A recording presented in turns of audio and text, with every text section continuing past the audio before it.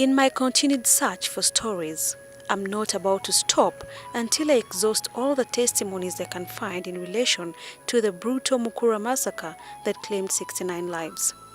Through this, I managed to come across James OKRING, another survivor with an interesting twist to his story. Born and raised in Kumi district, Kabata village, for most of his teenage age, James today lives in Walukuba village, Jinja district. This is where I find him to listen to his version of the story. Welcome to Life Stories. Today we're in Walukuba, Jinja district, where we're going to meet Mr. James OKRING, who is going to take us through his life as a former rebel with the UPA, where he served as an administrator of the Simba Battalion between 1987 to 1989. Welcome to the show, Mr. OKRING. Thank you. Were you born and raised here in Walukuba? No, I was born in Kumi district. That is Kabata village. I was born in 1962. 1962. In September 1st. Which schools did you go to? I went to Kabata Primary School up to P4. That time, that school was still having only 4 classes. Then I went to Kumi Boys from P4 to P7, where I did my examination in 1977. 78, I couldn't continue with education those years because of money. Then it came to 79 when the war of Idi Amin was there. After they chased Amin, I saw as if I was very idle in the village. I had to join the Wakombos. Wakombos? Those who came from Tanzania. Okay. I joined as one of the militia boys. What prompted you to join them? I saw life was very hard. Now with me, I said, instead of me suffering like this, I have no work. Why can't I join the army and I die there? Your mission was to die? Yeah, and why should I continue suffering? Yeah. Okay. Which year was this? 1970? 1979 October. Okay. That's the time I joined that militia. It was called the militia group. Okay, you were still staying with your parents then? Yes. So how did they feel you joining that group? The militia They were not group? very happy, but I had to serve it. Because that's what you wanted to do? It was my youth stage whereby I had to long for what to do. Okay. And to look for what I can find for my life. I served that. And then in part of UNLA, I left the army again. I went back home. I started my work again, digging. Why did you leave it?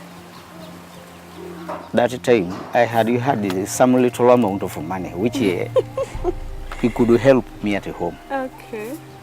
I could still do other jobs, like boiling trees, those local herbs. Even up to now, I do that work. Okay. So I could boil those ones when I have not gone anywhere. And people come, they take. They buy? They buy. Were you still staying with your parents? Yes. Okay. How many children were you? I'm the only boy. Were you the one feeding the whole family, looking after them? Yes. Okay. By that time, we had lost a father. Oh, sorry. I was with Mama alone. Is she still around? She's still alive. Oh, that's great. 1987, James, a young man at the time, found himself in a very unlikely position. 1987, when I was helping those people as their doctor. With rampant political insurgency in the region, he was forced to join the UPA, a rebel movement in defense of his people. His zeal came from having been put to jail innocently. I'm here. The rest were the boys. And the commander was here. Major in his unforgettable moments is the narrow escape he had when attacked by the soldiers. From his tale, it was money that diverted their ill intentions and let him escape with a gun.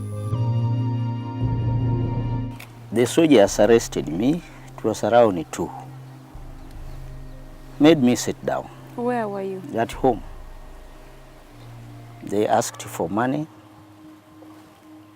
I had little money in the house. Now, as there was a lady who was at home, I had told that one that if a person attacks you at home, wanting money, never give just money. You hold the money, then throw. Let that person pick that money down. Okay. What was the trick behind that? With the money, it is a curse. When you throw it, then someone gets it there. Oh. It's just a curse. Okay. My old man used to tell me about that. Oh. There were 6 soldiers. Now the one who had made me sit had LMG and he had put just in front here. That machine, he had already put it, set it, that should you shake yourself, I'm going to finish you. Shoot, I just sat. But when he looked behind, he saw the money had been thrown. It was 900,000. Now it was blowing. It was just a dry season like now. The wind was too much. When he saw his friends running for those papers, this is another fool who became also a fool more. Decided to leave the machine with me and ran to the money. Oh my! When I looked at them with the money, it. I had to pick it. Hey. I ran behind the house with it. I thought of shooting them, but my wife was there. Oh yeah. I said, no, let me just run. I took that distance running, but this man called a Sam Ojilong. He was also a distance from where we were. But I managed to run up to his place with the gun. Moreover, by that time, he was MTO up this place, Gaddafi. He had also run home with another gun. I told him that I've been attacked at home and these people seem to be sweeping everything right now. There are 6 of them. I managed to pick this machine. Now what can we do? He said, where are they? He said, now if they have left home, they are coming. For they were going towards Soroti. He jumped at the tarmac, looked, he said, hey, they are coming, they are coming. So we had to hide ourselves in the bushes. There was an anthill. He said, don't tamper with anybody, don't. He wanted to shoot them first. He lay behind the anthill. Now they were just passing with the things which they had picked from home. There was even a bicycle. One was rolling the bicycle. It had no air. It was airless. Whatever he had picked, he had put behind. He had tied clothes, saucepans. Your things. My things. Then he had tied even a mattress. So this one had a chance of shooting that one. After shooting that one, the rest threw everything, even the guns they had, they were thrown there. Those are not real soldiers. They were very tired. These were Tito Kilo people. Yeah, probably. That time they were running and they were even barefooted. They were very tired. Because you know one of the rules of a soldier is you don't leave your machine behind. Bumbe, by that time, these people knew that they were at the last point. The NRMs were following them. They were just chasing them at that last moment, and they knew that the other ones are behind. After throwing their guns, they ran, meeting another group of people who were drinking at the other side of the valley, after crossing the valley, which is after the tarmac. Okay. There is that part, that ditch. When they reached there, these people were killed. All of them? They were pangered just. For people who were very annoyed. Yeah, people were tired. Okay. Oh, that is a Ulupe. Where they were killed from? They were killed at the other side, the Matengano or Kuba, that is swamp. That is where they died. Okay.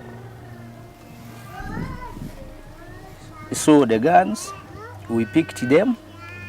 The immediate people to arrive, there was OC police, Kumi. By that time, it was called Aquameri. That man had always a group which had already arrived at his place. And they were trying to move in the bush, trying to follow up these people.